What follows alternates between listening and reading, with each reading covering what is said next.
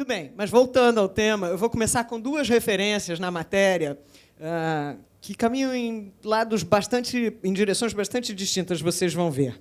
A primeira delas diz o seguinte: computadores vão superar os seres humanos com inteligência artificial nos próximos 100 anos. Quando isso acontecer, nós precisamos ter certeza de que os computadores têm objetivos alinhados com o nosso. Esta frase é do Stephen Hawking. De outro lado, a gente vai ter também... Cadê a outra? Olha, eles estão se insurgindo contra mim. Só porque eu tinha que procurar a outra frase, o negócio foi blank.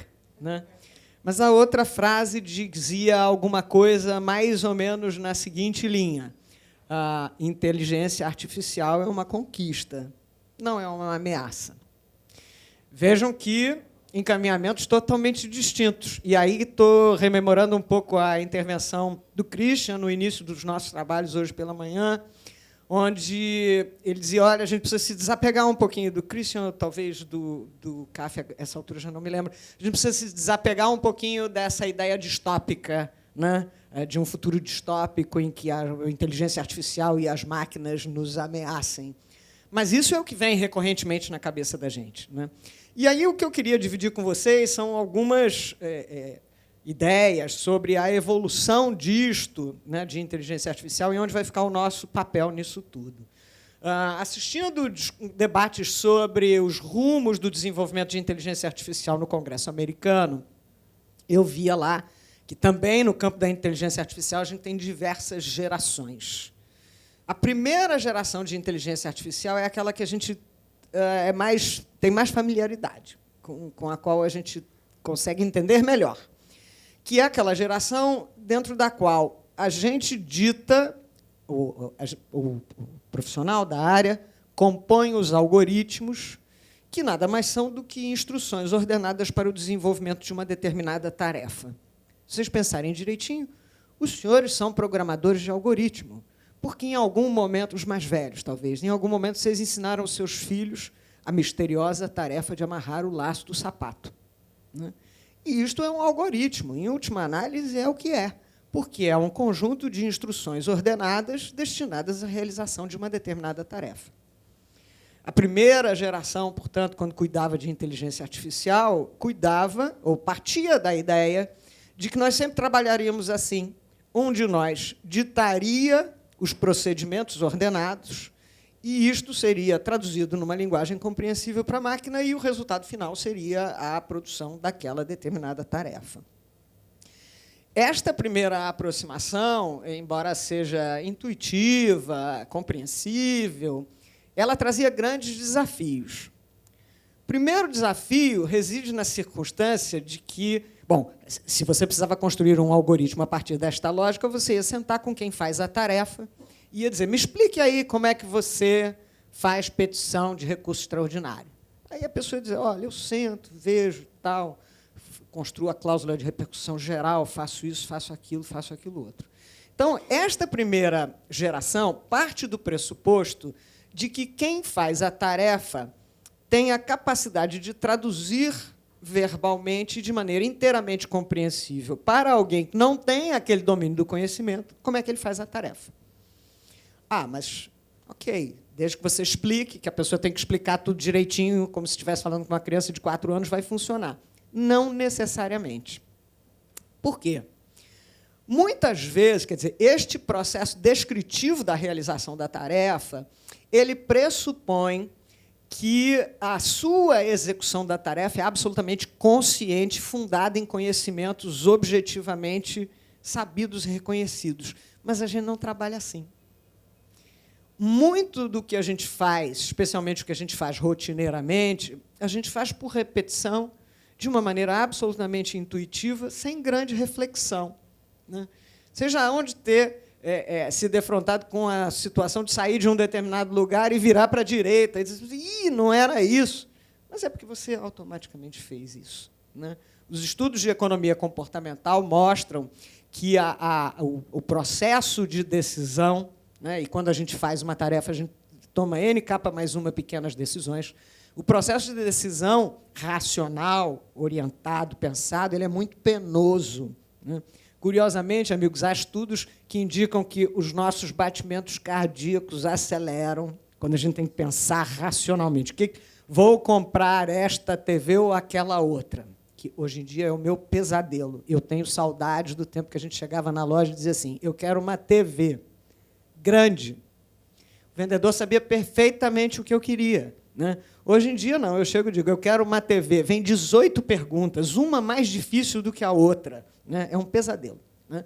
E aí, quando eu me dedico a essa tarefa de entender tudo que ele está falando, o batimento cardíaco acelera, as pupilas dilatam, a temperatura corporal pode mudar, né?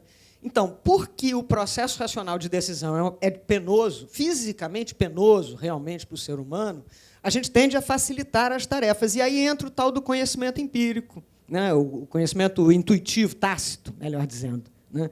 É aquela coisa que você faz daquele jeito porque você sempre fez assim. Na administração pública, então, a gente tem isso de montão, né? Você chega num determinado lugar, por que você faz assim?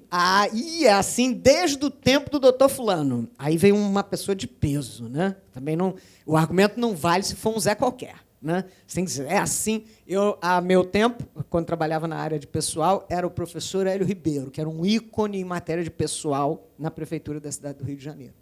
Pois bem, então, muitas vezes, a gente, quando executa a tarefa a partir de um conhecimento intuitivo, que é de repetição.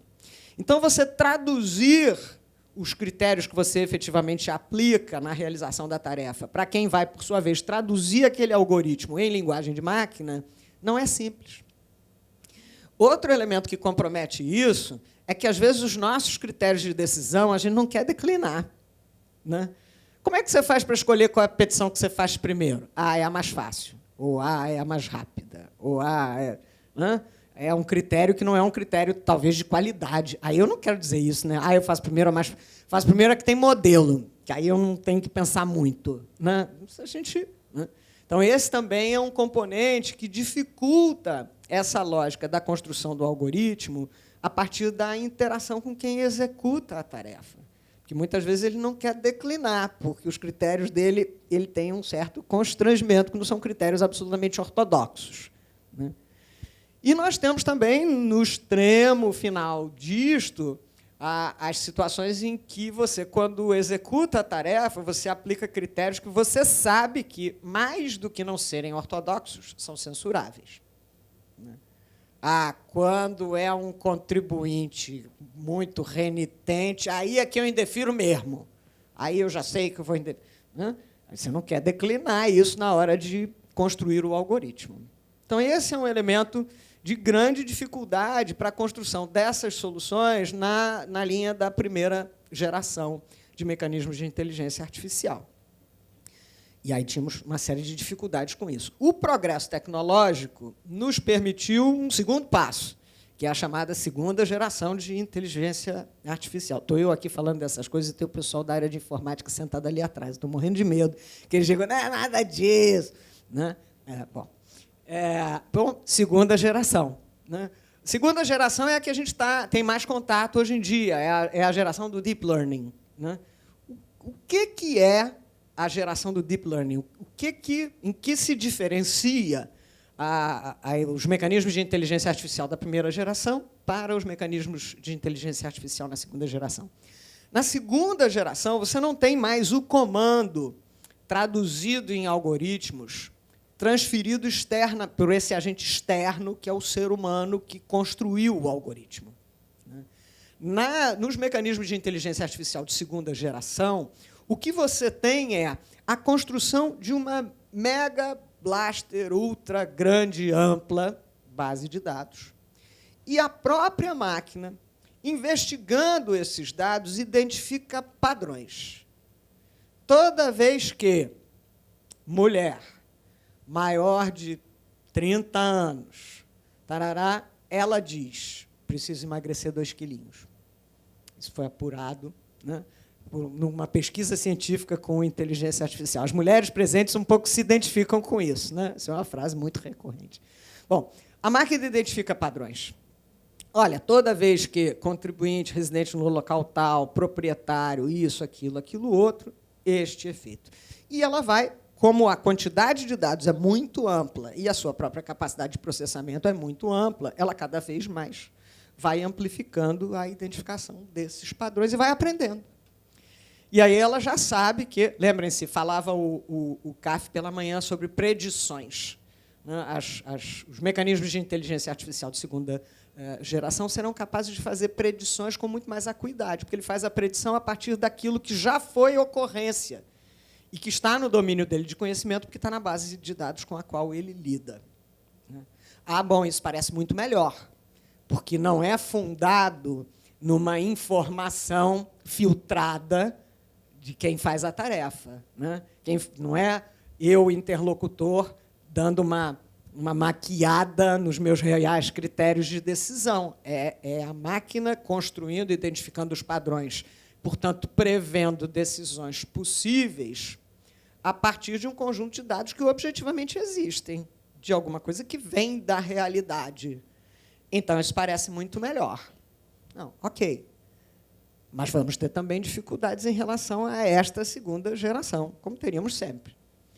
Primeira dificuldade: se a fonte de conhecimento do mecanismo de inteligência artificial é a base de dados sobre a qual ela incide, quanto menos confiável a base de dados, menos confiável o aprendizado e os resultados da aplicação do mecanismo de inteligência artificial. E aí nós já vamos ter uma dificuldade grande quando a gente pensa em bases de dados oriundos da administração pública, que não tinha uma cultura, e ainda não tem, né, hoje mais, né, mas não tinha uma cultura de base de dados com acuidade. Eu me lembro, meus caros, eu presidi o processo de implantação do sistema de recursos humanos da Prefeitura da cidade do Rio de Janeiro. Isso em 2003. Nossa, por aí. Né?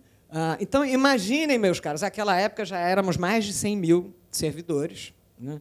E havia uma resistência a trazer as informações para os sistemas de RH, porque, sei lá o que vão fazer com isto, podem tomar uma decisão que me seja adversa.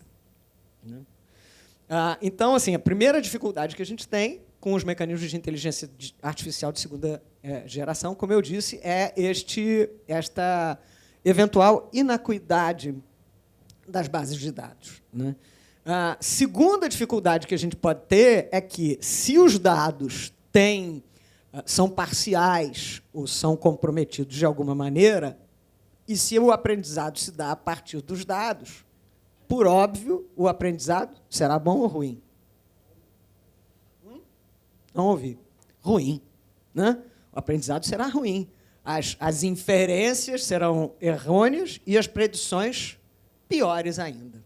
Muito bem. Então, esse é o grande esforço hoje em dia. Não, precisamos tratar esses dados, aprimorar os dados de maneira que as predições não sejam inadequadas.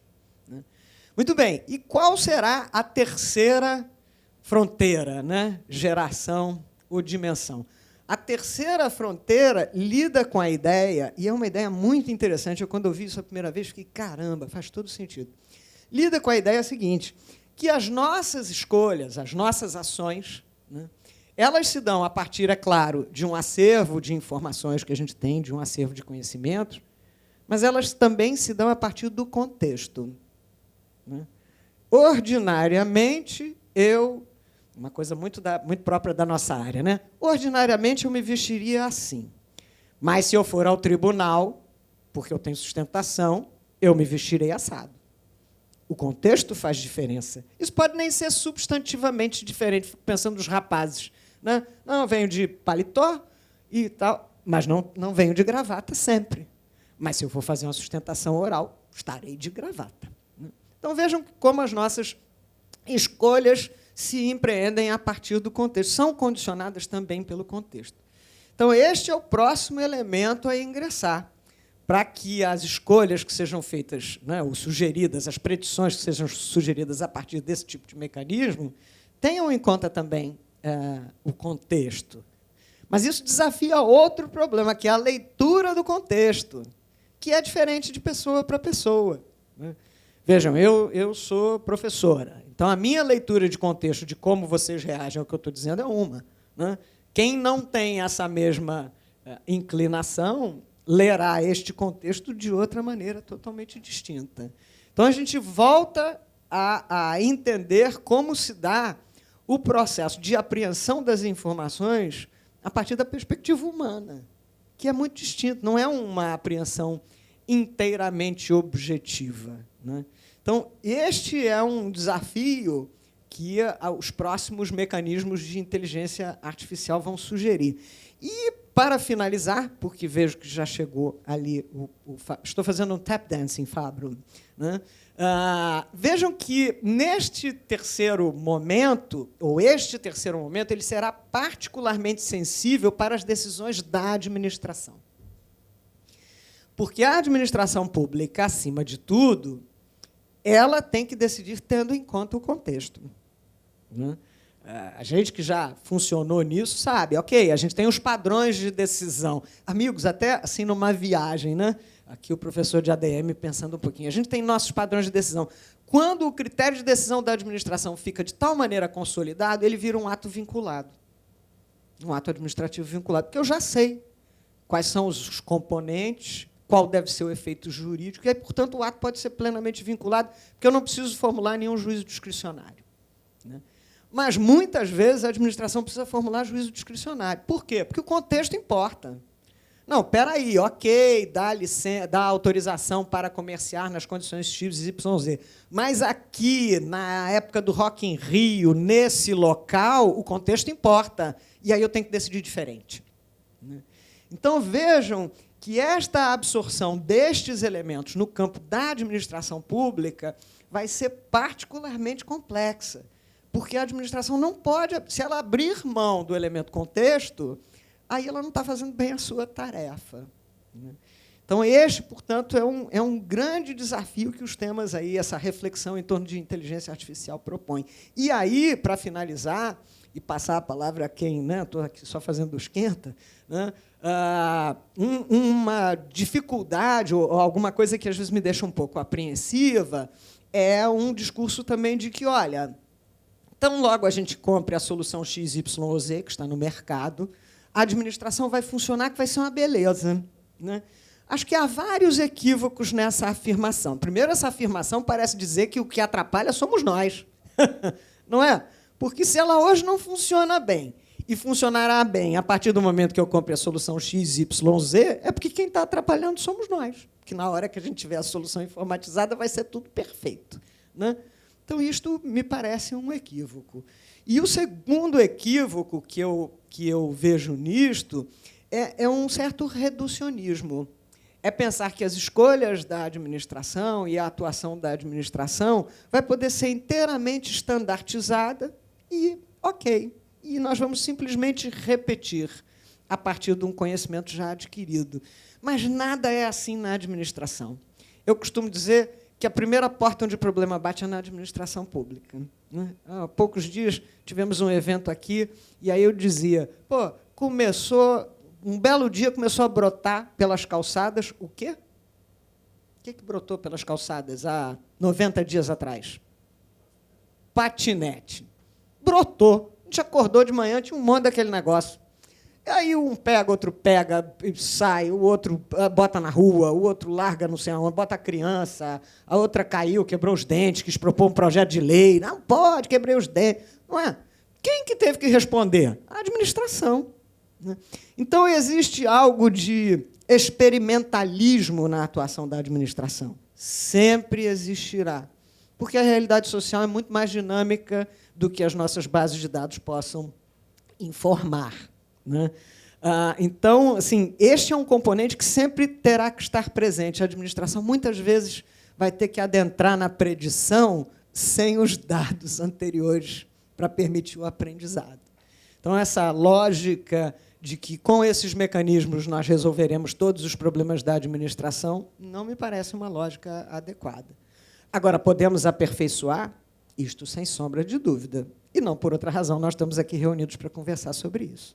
Agora, então, eu queria convidar o Fabro para se juntar aqui a nós. Alguém aqui é da PADM? Não? PADM. Na última vez que nós tivemos um evento, eu dizia, fui informada que a PADM estava examinando uma proposta para a regulamentação de uso de drone. É muito a lógica da administração sendo o primeiro a porta onde o problema bate, né? Que isto é alguma coisa muito recente, com a qual a gente chama... Amigos, há 30 anos atrás, quando eu ingressei na Procuradoria-Geral do município, não podia supor que nós tivéssemos que nos ocupar algum dia da regulamentação do uso de drone. Mas é isso aí, né? Está aí. Então, esse é um desafio.